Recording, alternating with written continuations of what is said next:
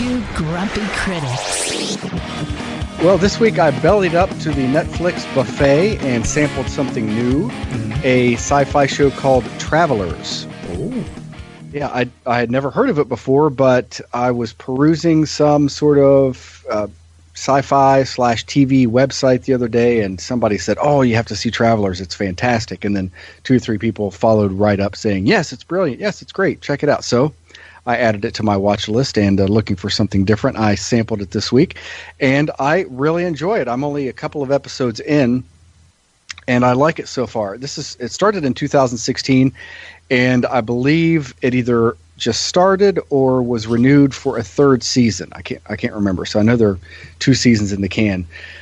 It stars a cadre of characters, but the only one that I recognize and that you would recognize as well is TV's Will from Will and Grace. Oh, okay. I can't even tell you his name, but I just know, oh, that's Will. It's TV's Will. It's TV Will, indeed. And it's a fascinating show. It deals with time travel, so nothing new there. And I overall I have time travel fatigue after watching so many shows that involve it, whether it's The Flash or the Legends of Tomorrow, that sort of thing. But this handles it in a unique way, and it has a unique opening. It's one of the most interesting openings of any TV show I've seen. I mean, it's a few years old, and it doesn't really spoil a whole lot, but I can describe the way it opens. It shows this person in this relatively normal situation, a mundane situation at work, and then it suddenly flashes this counter on the screen that says time of death. And then there's a countdown, and it's like 2 minutes or whatever. And then this little person kind of goes and does her thing a little bit more and starts to leave for work. And then it flashes back on the screen, time of death, 30 seconds or whatever. And then it starts counting down. I mean, so it's obviously building up to something huge. And then something traumatic happens to this character. But instead of dying, it looks like they're going to die, but then they sort of come back to life, and they're kind of a different person. They get out of this predicament that they're in, and it's most unexpected. And then this happens to 4 or 5 other characters right in a row. You see them in a situation, it turns dangerous, and something that happens that looks like it would be fatal, and you see the time of death countdown show up again, and then boom, there's this kind of transition, and then they get back up or wake up, and it's totally different.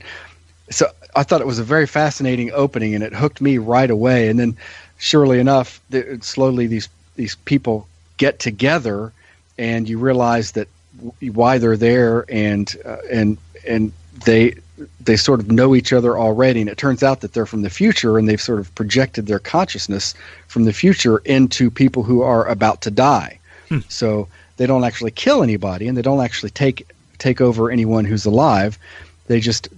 They can tell, this person's going to die at 9:08 on this night. So they get ready, they wait, and right at the time of death, they project themselves into it, and boom, they're this new person.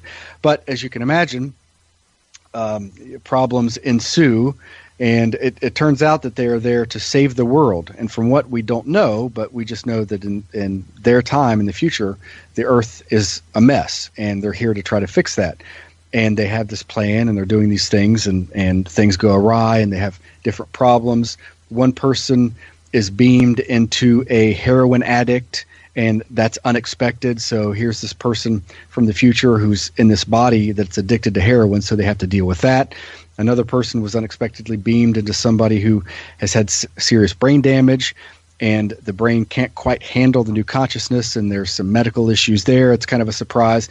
So it's neat how each one has sort of a complication in their lives based on the body that they beamed into.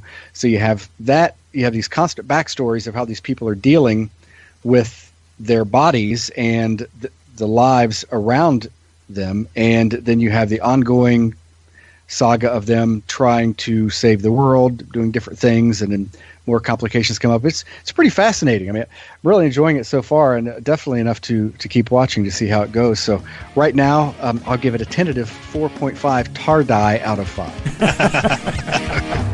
A Radio 6 international production from the USA. Copyright 2018.